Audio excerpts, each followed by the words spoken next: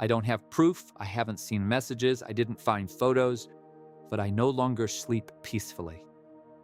I suspect my husband is cheating on me, and the worst part is that I'm starting to doubt myself.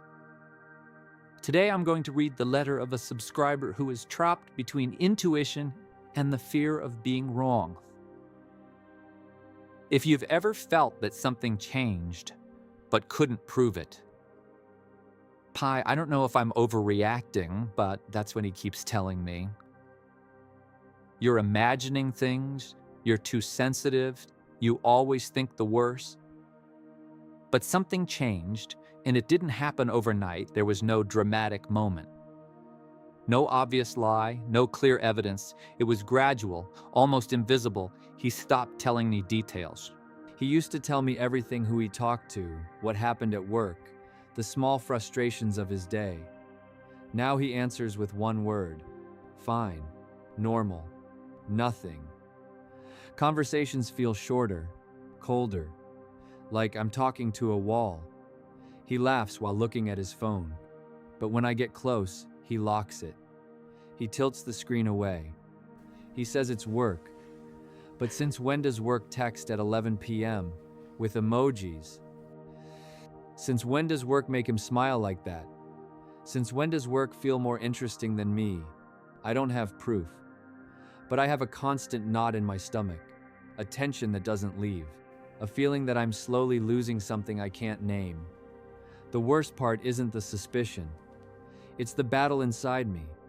One part says, trust him. He's your husband. You're projecting. Another says, open your eyes. Something isn't right. Don't ignore this again. I tried to ignore it. I tried to be more affectionate, more understanding, more patient, more attractive. I bought new clothes. I tried new hairstyles. I initiated intimacy more often, as if the problem was that I wasn't being enough. As if I could compete with something I couldn't even see. And it hurts to admit that, because I was never insecure. I used to feel chosen, confident, certain, but now I find myself checking schedules, memorizing routine, analyzing tone changes, replaying conversations in my head, watching every detail, every delay, every silence. I'm becoming a detective in my own marriage. And it's exhausting, and I don't want to live like this. When I confront him, he makes me feel guilty. He sighs. He rolls his eyes.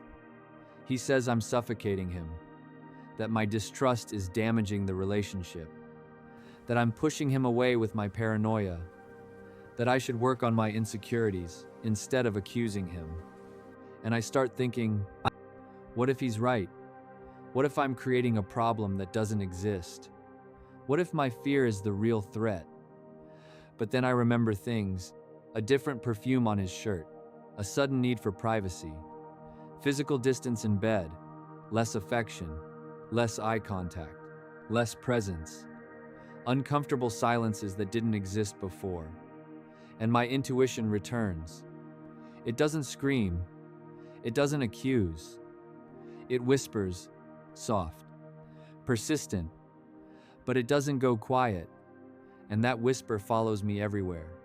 Sometimes I want to check his phone, and I imagine doing it, waiting until he sleeps, taking it quietly, looking for confirmation, but I'm afraid, because if I don't find anything, look crazy, I become the insecure wife who ruined everything, and if I do find something, my life changes forever, and there is no going back after proof, no pretending, no illusion. I'm trapped between doubt and confirmation, between false peace and painful truth, between wanting clarity and fearing it. I don't know which is worse, living with suspicion or destroying everything to discover the truth, because once you know, you can't unknow. There's something no one talks about. Constant suspicion changes who you are. It rewires your nervous system. I've become anxious, irritable, hyper-aware, distrustful. I analyze everything. I overthink everything. I no longer relax. Even when he's home, I feel tension. Even when he's kind, I question it.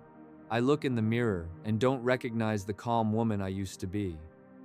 The woman who felt safe. The woman who trusted her relationship.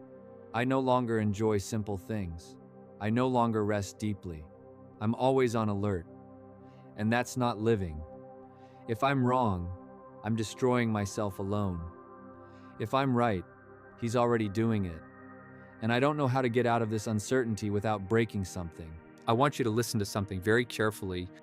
The stage of suspicion is one of the most psychologically exhausting phases a person can experience because you don't have closure. You don't have evidence, you don't have peace, you only have intuition versus denial. And when someone constantly invalidates your perception, that creates internal confusion.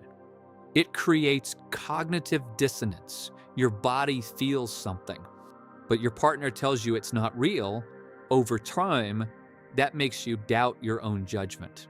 And that is deeply destabilizing, and you're not crazy for noticing changes.